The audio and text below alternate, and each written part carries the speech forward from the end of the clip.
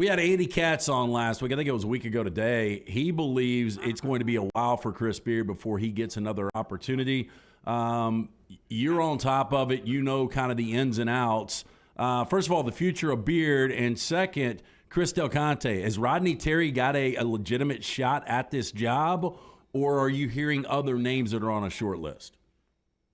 Yeah, I mean, I'll start with Rodney Terry first. That they've become one of the toughest outs in college basketball in the final 4 minutes of a close game, and that's just been unbelievable. I mean, the win they had Saturday at K-State, down 14 in the octagon of doom, and they come out in the second half like they're possessed. And Christian Bishop getting it done. They come back, they win that game. They're now 6-0 in games in those close game situations, and then they play Kansas tonight and on the road.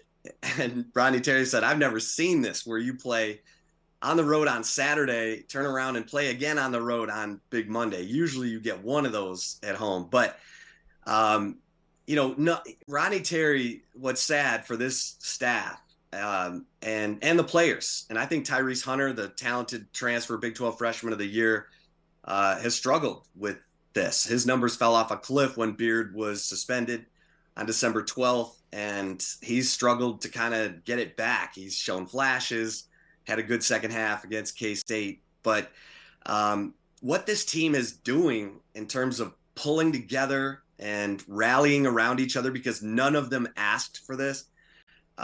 Chris Beard in a volatile relationship that I think people had advised him, this may not be the best relationship for you, Chris.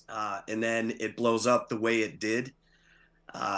Chris, we haven't heard anything from Chris Beard. And the statement from his fiance was 11 days after the fact. And that's where Texas officials were like, okay, we're not comfortable with this. If she was out in front of the jailhouse saying, things got a little carried away, whatever, then I think Chris Beard, you have a chance to kind of reshape the narrative here. But that police report was out there for 11 days before we heard anything from his fiance. So I agree. I think Chris Beard's going to have to go back to, a lower level situation, work his way back up, and be an advocate for, anti-domestic violence, and own every piece of whatever was going on at his house on December 12th. But, is Rodney Terry a legitimate candidate? Yeah. I mean, the deeper Texas, but they're going to have to go deep in the tournament. I mean, it's great right now what they're doing, but they hired Chris Beard to win a national championship. And right now you've got a group of veteran players who were coached by Beard, who still have that appreciation for the type of defense he wants. When Rodney Terry has to recruit his own players and develop that culture himself, can he do it? That's the $1 million question for Chris Del Conte, who certainly broke the bank to go get Beard, and I think would do it again if this team gives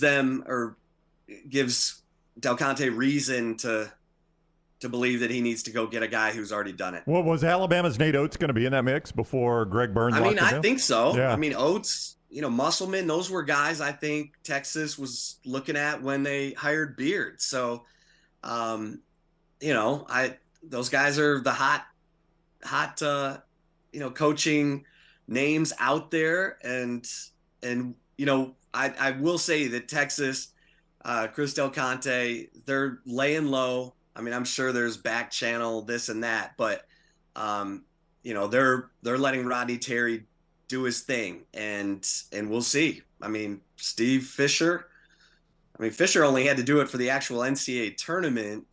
Rodney Terry's having to do it for the entire conference season in what is, what everyone says is the toughest conference in college basketball, and he's in first place right now. It's wild.